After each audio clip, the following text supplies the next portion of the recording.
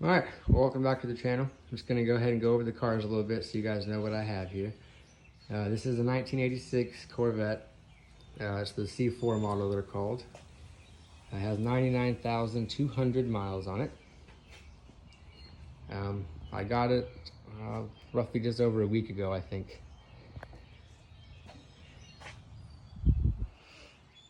Picked it up for $1,200 cash. Just thought it'd be a good little project car to start to gut out and try to make my drift car, because I've been wanting to do that for a very, very long time. So the best thing to do is just figure out everything I can take off of the car and just start there. So that's what I've pretty much done. All the carpet, all the padding for the carpet, anything you can kind of think of back here, speaker-wise, all the wiring. I still haven't gotten the hatch wiring out yet. That's going to be one of my next steps as well as getting rid of this thing. Someone will probably want it. These cars weigh 3,200 pounds, actually over that stock. So it's pretty girthy. I'm gonna have to do some work on that, no doubt. So I have no clue how much weight I've taken off yet. I'm kind of being dumb about that. I don't have like a scale or anything to actually know the exact number I'm taking off. My next video, I'll kind of show what I'm going on down there. I've got issues with my clutch. We cannot get it to engage. Whenever you have the car on, you can push the clutch all the way down and you cannot get it into any gear at all. So I have bushings coming tomorrow because a certain auto parts store gave me the wrong bushings. They're for an F-150 truck apparently. So I'll have to wait till tomorrow to get those, and then I'll show you guys the process of that. Kind of going over the racing seats I got a little again. This is a 17-inch racing seat, all aluminum. Weighs probably roughly like 9 to 10 pounds.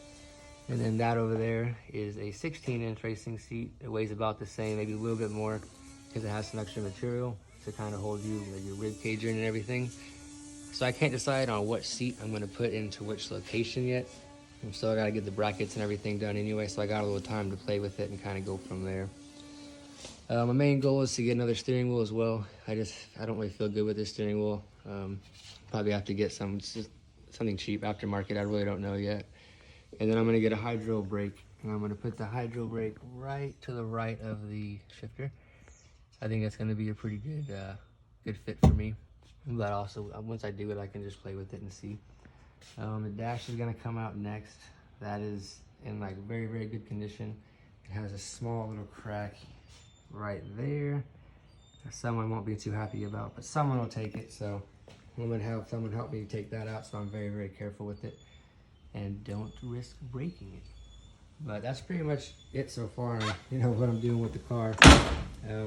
Until the next video when I get those bushings, and I'll show you guys the process of actually installing that and if it works or not. So if it's not that, I pretty much have no idea where to go from there, because the brand new clutch plate was just installed by the previous owner of the car. So unless that was done incorrectly, I'll have to kind of figure out what is going on to get the clutch working. But other than that, I'll probably get some pedals to make the footwork that you gotta do with drifting a little bit easier. But yeah, there's kind of the long shot of the car. And then on to my other car that I drive daily is a 2007 Mazda Speed 3. Oh, by the way, this car's stock comes 230 horsepower and 330 foot-pound of torque, just to give you an idea of what I'm starting out with. This little girl, whatever you want to call her, comes with 263 horsepower stock and I want to say 280, I believe, foot-pounds of torque. So nothing crazy, but it actually gets the job done pretty well. It'll impress quite a bit of people. The top mounted intercooler is kind of interesting. You don't really see that on many cars, so that kind of takes people by surprise. It's got a pretty interesting hood as well that is special to the Mazda Speed 3. It has this air duct right here to where it shoves all of the air right into the intercooler. This comes around right there, right through here. And this also lets some air go right to the intake as well. So let it close and go right over that. But otherwise, this car is mostly stock. You'll see the aftermarket intake. There's an aftermarket blow-off valve, or wastegate, whatever that is called, whatever you want to call that. So it sounds pretty awesome driving down the road, but it doesn't really, add power that much or anything. So I'm still running pretty much stock power as far as I'm concerned. I've also not had any tune or anything in this car, so any mods that are done probably aren't being effective, correctly. It's on lowered springs. I could not tell you the brand. That was done by a previous owner, and he did not know either. And I tried looking on the springs, and I just haven't tried that hard to really figure it out. I believe that cob sticker is now false, but it did have some cob parts on it before I've owned it, I believe. If anything, the blow-off valve, the wastegate that I just showed you, is still the only cob part remaining on the car. But just a heads up, if you're ever trying to buy parts for Mazda Speed 3, make sure you buy them for the actual Mazda Speed 3, not just the Mazda 3, because the hoods are way different and you will have a bunch of issues and you'll get very, very mad at yourself. So if you do ever own this car or know someone that does, let them know to be very, very careful and patient when looking for parts for this, because people will try and tell you that they're Mazda Speed 3 parts and it's just not true. So just a little heads up for that.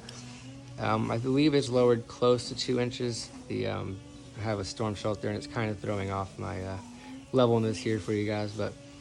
And then about the wheels, these are actually stock OEM wheels off of a 2018 Mazda 3.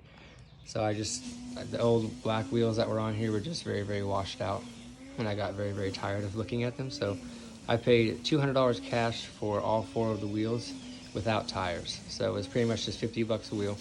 And then I had a shop here in Stillwater mount my current tires onto those wheels for 100 bucks. So I got these pretty much on and rolling for $300 the second day that I had the car, essentially.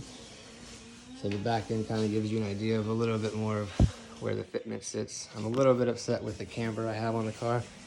It's not my preferred thing. It's a little bit too in for me, so I might have to get some wheel spacers to try and bring those out a little bit, which I'll do a video on that, obviously.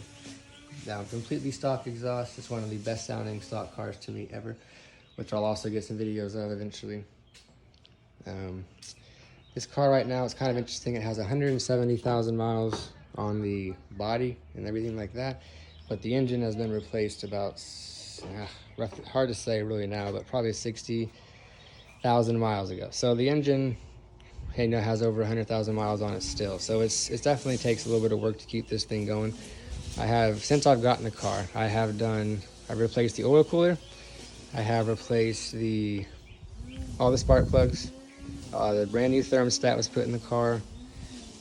Let's see here, what else have we done here? Aside from that, I think that might be close to it. It really didn't take that much to keep this thing going. Oh, well, we did all new rotors and brake pads for the car, which definitely helped at all because the front rotors were warped. So you would have a really, really tough time stopping the car without having the steering wheel shake your hands off. So that was kind of an annoyance. Let's see here, what else? It's a 6-speed manual. If you guys don't know, it has a factory turbo.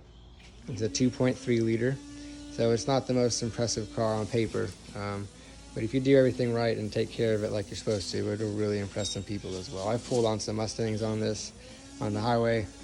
Just, not like the new style Mustangs, but some of the 5.0s will be pretty surprised at what they have in store with this little car. So that's a little bit about the cars that I have that I'll kind of be showing you guys some stuff on. I'm learning every day as well. I'm nowhere near a pro or anything, so if you guys ever see anything that I could be doing better and doing wrong, please just let me know, because I'm here to learn and grow and everything and don't want to lead anyone in the wrong way. So hope you guys enjoy the cars, and if you guys want to see anything else, my wife does have an Acura TSX, a 2010, so it's automatic and it has a little sport mode paddle shifter, so it's nothing crazy, 200 horsepower. But yeah, if anyone's curious about that, we can also talk about that sometime. So have a great one, guys. Thanks for tuning in.